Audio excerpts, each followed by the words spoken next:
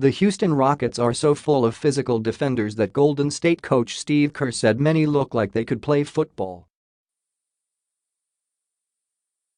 And with three-time NFL Defensive Player of the Year J.J. Watt watching from a courtside seat Thursday night, Friday, PHL time, this team, long known for its powerful offense, relied again on its defense to beat the Warriors 98-94 and take a 3-2 lead in the Western Conference Finals.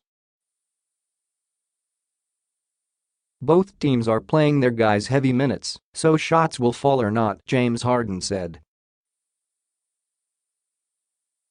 But I think whoever can buckle down and get stops consecutively and create opportunities with their defense is going to win or have a chance at winning games. The last two games, we've done that. Indeed. The Rockets bounced back from an embarrassing 41-point loss in Game 3 when Golden State scored 126 points to hold the Warriors to fewer than 100 points in two straight wins. Houston's stingy defense helped the Rockets come out on top on a night when Harden, the MVP front-runner, was 0 for 11 on three-pointers. Critics of Mike D'Antoni's teams often said they were too focused on offense and not good enough on defense. It looks like that's changed now against a team with 4 All-Stars in its starting lineup.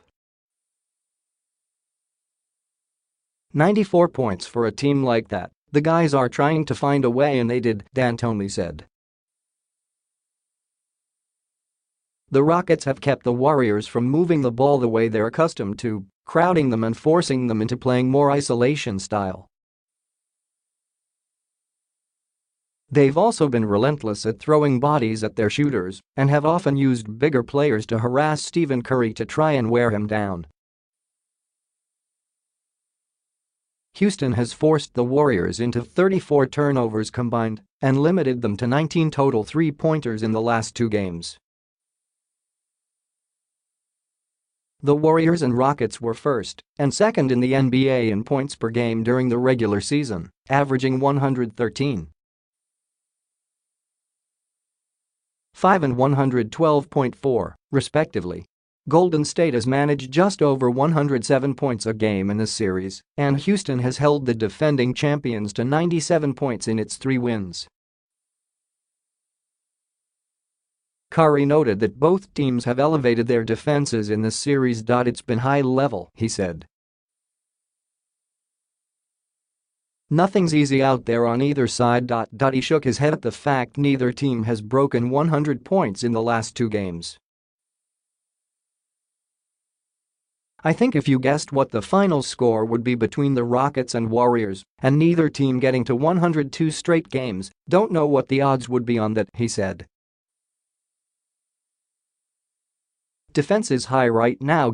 While everyone has been pitching in, the tone on defense, especially in these last 2 games, has been set by the aggressive play of P.J. Tucker and Trevor Ariza and Clint Capella's presence at the rim. Tucker knows that most people believe the way to beat the Warriors is to outscore them in a shootout. The Rockets have shown that energy and effort on the defensive end are a better formula for getting it done. Anybody says to beat Golden State they talk about scoring 120, 130 points, Tucker said.